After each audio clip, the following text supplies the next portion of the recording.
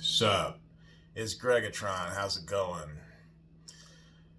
I have on my Pump Squad shirt. I hope you like it. Yeah. This is another shirt I got from a gym that was moving. It says stronger than excuses on the back. Stronger than excuses. Speaking of excuses, I was listening to the Hake report earlier, and I'm just like, I gotta talk about this. There's a caller, shout out to this caller, Ronnie from Ohio, I believe. If you don't watch the Hake report, just go on over there. You'll know what I'm talking about. There's timestamps where you can go and see who's call at what time. So I don't have time to explain all of the call, but I will say this. When this guy calls in my opinion, it just feels like raw, straight up victimhood. And I'm sick of it.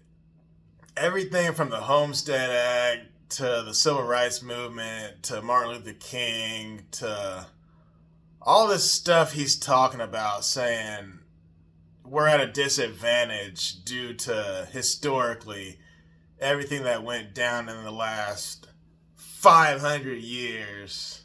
You know, we still fight it for 400 years and we still fight it to this day. Like that type of talk. And I'm sick of it. Like, I tried to call in. I called the phone like 4 times. But the lines were full, man. And I'm already an hour behind because I get up late because I work evenings. But I'm just like, you know what? I'm so sick of this. I'm going to have to talk about this on my own. And then there's some people in the chat, my friends, Terry Strange, Sweet Amy, He Black. I said, I might have to talk about this. And then they're like, yeah, go ahead and talk about it. I'm like, all right. So here it is. So let me tell you something. And this isn't just for the Ronnie from Ohio's and the John from Kentucky's. It's not just for them. Because I get their voices mixed up, so I get mixed up as to which one's which. But this is for victimhood, period. So if you don't watch the Hake report, you can throw all that out the window. But this is for victimhood mentality, period. And a lot of black conservatives, they talk about this all the time, so it sounds like it's played out. Like, oh, you guys are just saying the same talking points over and over as far as lifting yourself up by your bootstraps and all this stuff. I'm not even thinking about that. I'm thinking about my personal life. When I was a kid growing up, I was not thinking about the civil rights movement. I wasn't thinking about Martin Luther King Jr. like that. I wasn't thinking about slavery. I wasn't thinking about Abraham Lincoln. I wasn't thinking about Grant. I wasn't thinking about Robert E. Lee. I wasn't thinking about segregation, different bathrooms. I wasn't thinking about none of that. When I was a teenager, the only thing I knew was I wanted to work. I wanted money. And me and my 2 brothers and my sister were all black. We all worked as teenagers. My mom and dad, they're both black. They told us from a young age, get a job. As soon as I was about to say 16, but I was 15 and my younger brother was 14. My mom got us into this Urban League program where kids can work a summer job. So I'm 15, my younger brother, he's 14. We're working this summer program where we're remodeling homes, or we were remodeling a building with a group of people. We were pulling the carpet up, we're taking the ceiling tiles out, we're breaking down drywall. We were like the demolition crew, but it was kind of fun. That way, a different group of people would come in and remodel the building. So, long story short, at the end of that summer, I got $500. And that was my first paycheck ever. And $500 was a lot of money. I was 15. So this is like in the 2010s. It was a lot of money because I never had that much money in my pocket at one time. But it was so fulfilling, and I wasn't thinking about having $500 as a black kid. I was just thinking about having $500. And you know what I used that money on? I think I got some Xbox games. Because I remember me and my brother, and we had a friend who we were working with. He was our coworker, but he became our friend. And there were some other people we knew, but we were all talking about money and video games and all this stuff. You know, we're kids, we're teenagers. And that's all I knew was I wanted some video games. Well, then fast forward, I got another job working summers. And this is when I was making $8.50 an hour. No, it started at 8, then the next summer was $8.25. Then the following summer was $8.50, but it would level out at $8.50.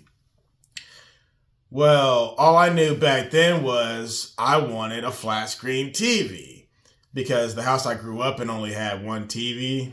And my older brother, he was already moved out. He went to college by then, so I had his old room. All I knew was I wanted a flat screen TV. So I saved up a couple paychecks. And sure enough, I got a 32-inch TV. And to this day, that TV is still at my dad's house. But that was my mentality when I was growing up, long story short. I knew my parents didn't have a lot of money. They had some money, but not a ton of money. And my older brother, and like I said, we all worked as teenagers. So my older brother, he went to college first because he was the oldest. But I remember hearing about how expensive that stuff was. So I was like, well, if college is so expensive, I'm not going to ask my parents for anything. And fast forward from that, I ended up going to a community college. But my point is, I wasn't going to ask my parents for squat. So as a young youth, I knew, well, I just need to work and work hard because I want stuff. I wanted to have stuff. But I wasn't thinking, well, I'm black though. So how's this going to work? No, because I already had jobs, summer jobs. So I was never thinking, what about my white counterparts? What about my white coworkers?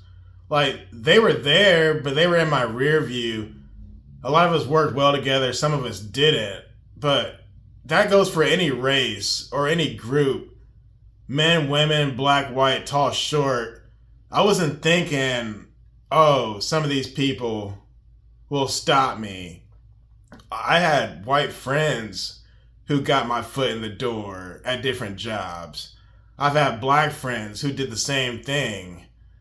It's like this victimhood stuff is just straight trash. Because I'm a product of hard work. Like I said, all I wanted to do was make money. That's all I knew. So when I hear these guys call in and talk this crap, it's like, what does the Homestead Act have to do with you right now, mother lovers?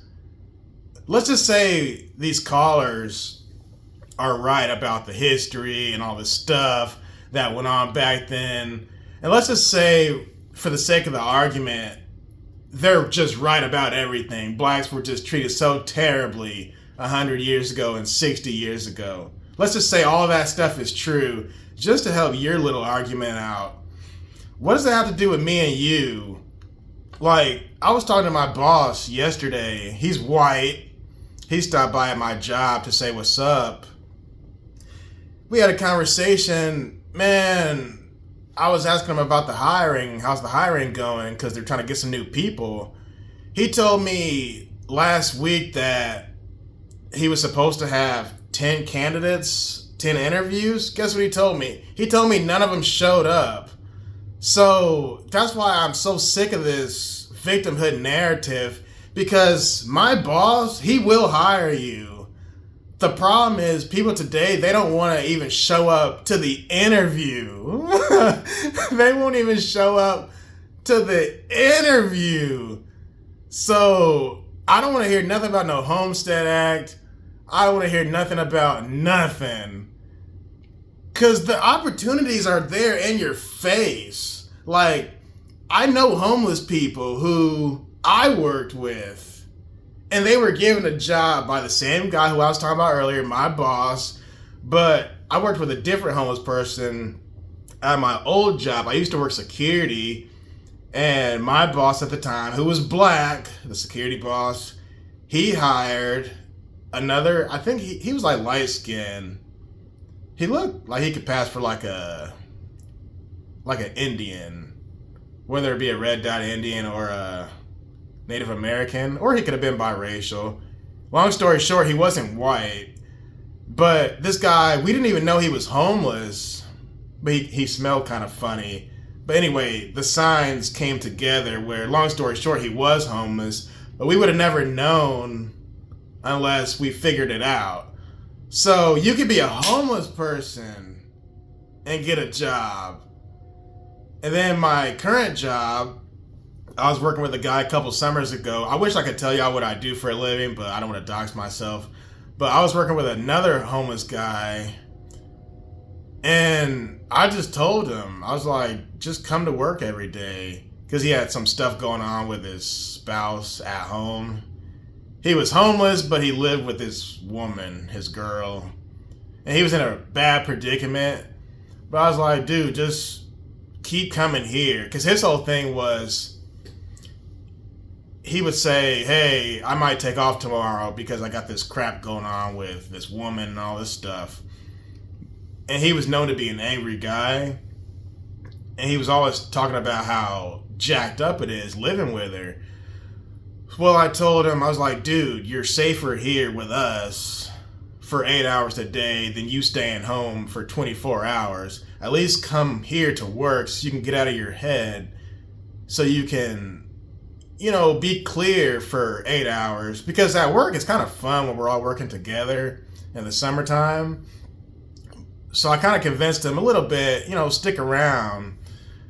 And he listened a little bit, but a lot of these guys, long story short, they don't stick around at these jobs. So that's why I'm sick of the victimhood, because I've seen guys in person who I know personally who they're given a job and they don't stick around. So this ain't got nothing to do with no civil rights movement, no civil rights act, no Homestead Act, redlining, all this stuff. Like, I'm a homeowner. So let's just say all this stuff, all this crap did happen. We're living in 2025. So what's preventing any of y'all from buying a house? How old am I? I'm 32. I was 26 when I bought this house. I was 26 when I bought this house. You see it? I was 26. But there's guys who are in their 40s. Like, I don't want to hear the excuses because this guy... Is it John? No, not John. It's Ronnie from Ohio. He might not agree with this, but we're cut from the same cloth. I was born in the 90s. You were born in the 80s. So that means, if you're born in the 80s, that means you're pushing 40. If you're not already 40. So what's stopping you from doing your own thing? And last I checked, this man has a job. This man has the capacity to raise a family in the same way I do. We all have the capacity to do great things. I own a home. My sister, she's married. They own their home. My other brother, I'm pretty sure he has an apartment. And then my other brother lives with a family member. So it's like, but we all work. That's my point. We've been working since we were teenagers. Like my older brother, his first job was security, if I'm not mistaken, or it wasn't security, it was like loss prevention, something like that. I told you what my first job and my other brother's first job was. And my sister, her first job, she was 16 or 17, but she was a waitress or a hostess at a restaurant. And then my big brother, he was 16. So he was 16 when he started. I was 15. The other one was 14. And my sister was 16, 17. So this starts in the home. And I'm not even saying like my parents were like the best parents of all time. But I knew I wanted to work. And I knew I wanted to work hard. Like I always wanted to be the best, or not the best worker, but the hardest worker in the room. So this is what I preach. So if y'all didn't take anything from what I just said, take this. I wrote some notes for y'all. I'm so sick of this. I wrote notes. This is my advice to anybody who thinks they're a victim. Come to work every day. All right. I don't give a dang if you feel sick. I don't give a dang if you didn't get enough sleep last night. I don't give a dang if it's messed up at home, if you just got thrown out of the house. No, you come to work every day. And don't just come to work every day. Come to work early. Don't get there on time. No, you get there early. You know what I'm saying? Come to work every day. Come to work early. Do what you're told. Don't make excuses, and just work hard and don't complain.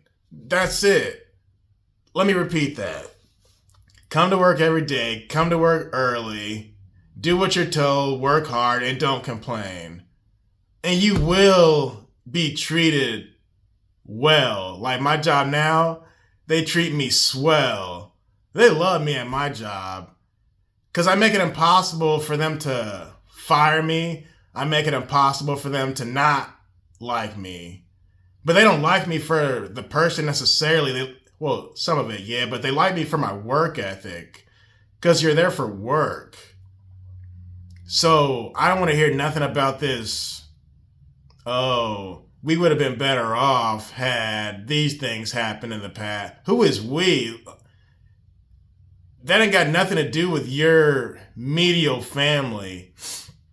We're not even talking about your extended family. We're talking about the people who raised you. And I'm not saying these guys who call in have bad families.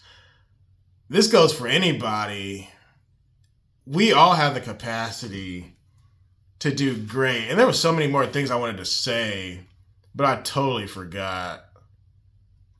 But what do y'all think of this? Like, we're living in 2025 now, and I'm still hearing it. But am I not the proof? And I don't even want to brag. I don't even want to put myself out there like that. But I'm just saying it for the sake of showing you that we can do it. I own my own gym. Y'all seen it. I used to train people in the gym. I still do if they ask me. I own a car, which everybody should own a car if they want to navigate. I own an electric bicycle. I own a motorcycle. And like I said, I'm a homeowner.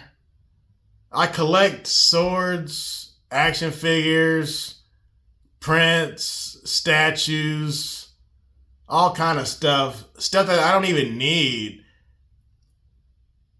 If you make good decisions, you can buy stupid stuff. If you make good decisions, you can afford whatever you want.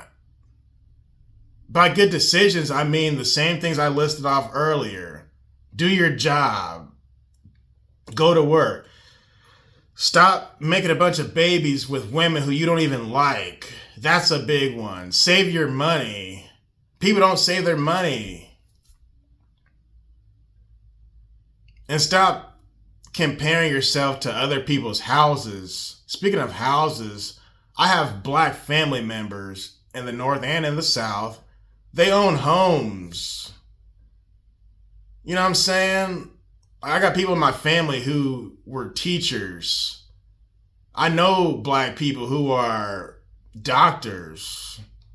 And they're not DEI doctors either. They're real doctors. They're qualified in their profession.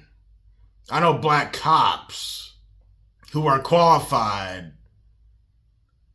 I don't want to hear nothing about no DEI, affirmative action, reparations. Because you don't need that stuff, man. The only thing you need is that inner strength, that inner spirit inside of you. You got to pull that stuff out of you. I was talking to a guy yesterday, and he was talking about how his life at home is jacked up, and he finds himself being weak when he's at home. And I told him, whatever you do, don't be weak around your kids and your wife. You're the husband. They need to see you strong. If you're going to cry, you do it in private. Don't even tell them you're in a dark spot. They need you to be the light. That's the point of this video. Be the light, work hard, and get what you want to get. Go get it, mother lovers. I'm sick of this.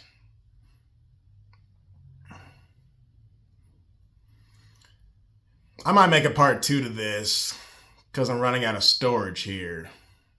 But what do y'all think about this? Like, am I wrong? Sweet Amy, he black, Terry Strange, Tar Baby Yoda, all y'all. Am I wrong? Let me know. Peace.